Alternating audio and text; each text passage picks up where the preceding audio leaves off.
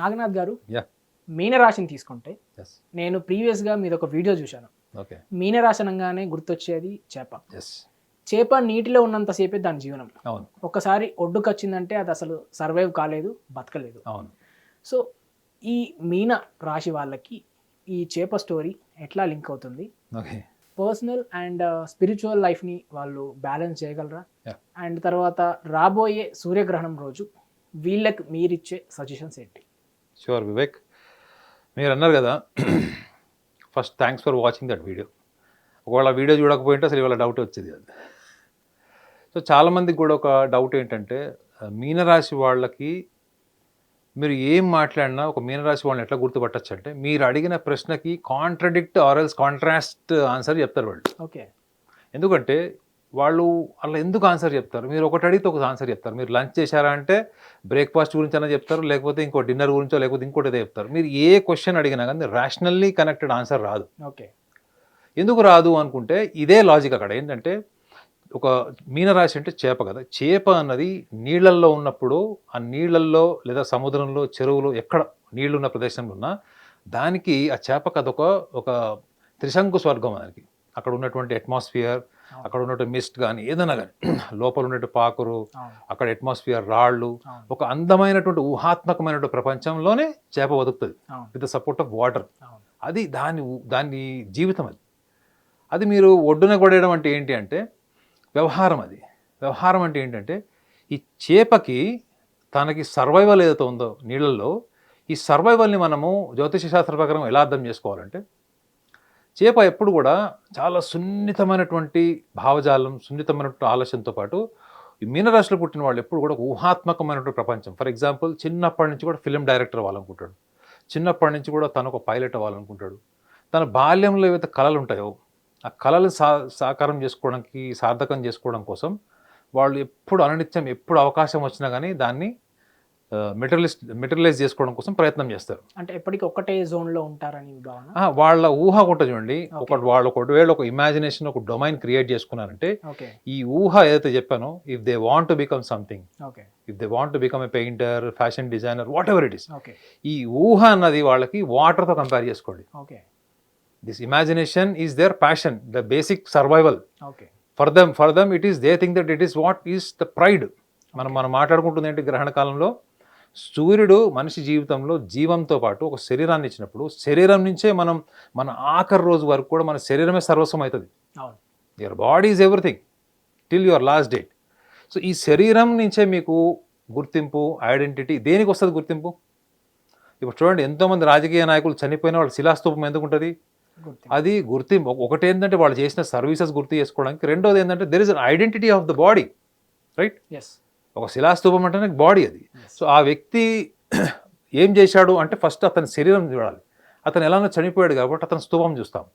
So the body is very important. So మీనరాశి వాళ్ళకి వాళ్ళ ఊహ ఏదైతే ఉంటుందో ఆ ఊహనే వాళ్ళకి ఆ జీవం ఏంటి, వాళ్ళ ఊహమే, వాళ్ళ ఇమాజినేషనే వాళ్ళకి ఒక survival of the water environment.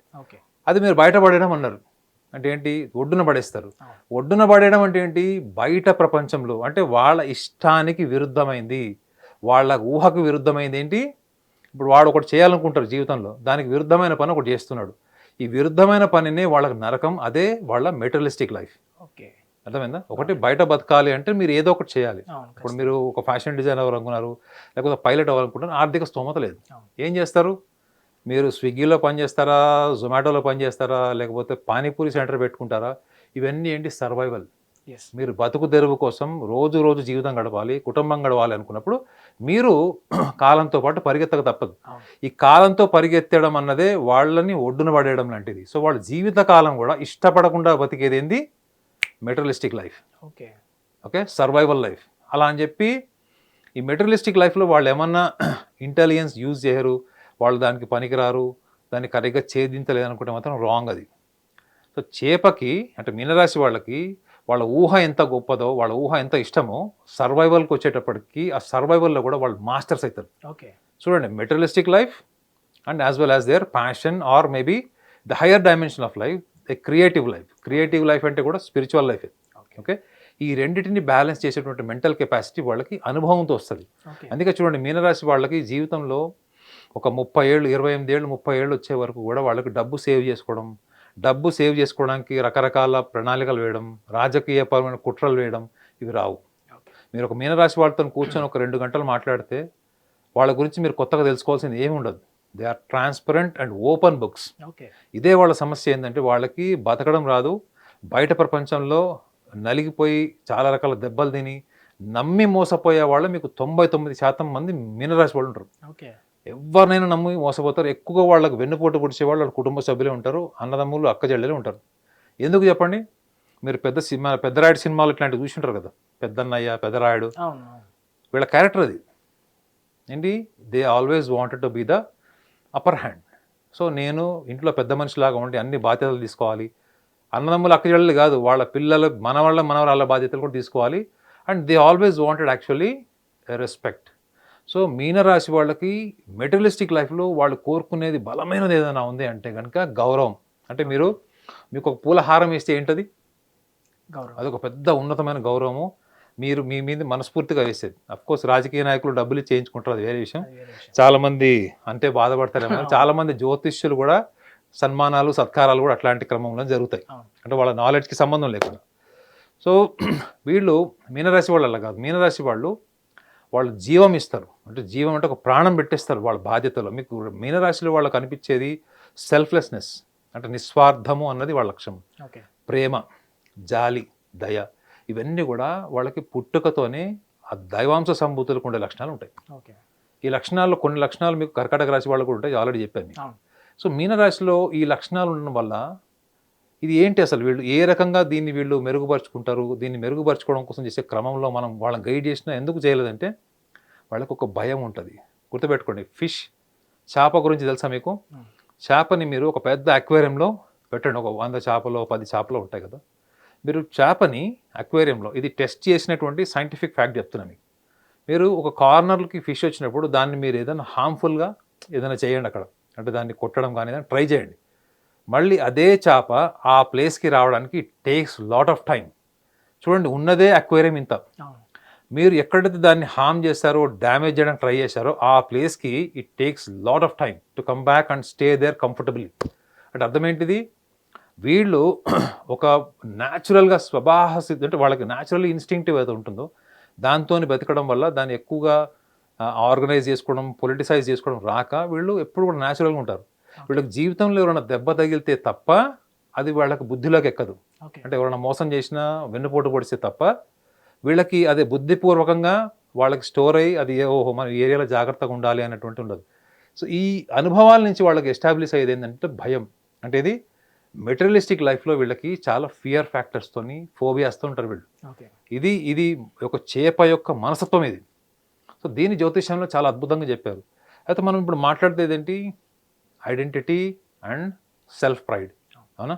So వీళ్ళకి లైఫ్లో కావాల్సింది గౌరవమే కాబట్టి వీళ్ళని ఎవరైనా ఈజీగా మోసం చేయొచ్చు. వీళ్ళకి మంచి షుగర్ కోటింగ్ మాటలు చెప్పి అన్న అక్క అని చెప్పి బతిమలాడి లేనిపోని స్టోరీలు అన్నీ చెప్తే వీళ్ళు ఫస్ట్ నమ్మడానికి రెడీ ఉంటారు. ఈ నమ్మి మోసపోవడం అనే క్రమంలోనే వీళ్ళ జీవితంలో చాలా సందర్భాల్లో కుటుంబ సభ్యులతోని, జీవిత భాగస్వామితోని తిట్లు తినడం, రకరకాల అవమానాలు ఎదుర్కొంటారు. సగం జీవితం మోసాలతోనే, more than half life they get back stabbed. So వాళ్ళకి ఈ లక్షణాలు ఉంటాయి.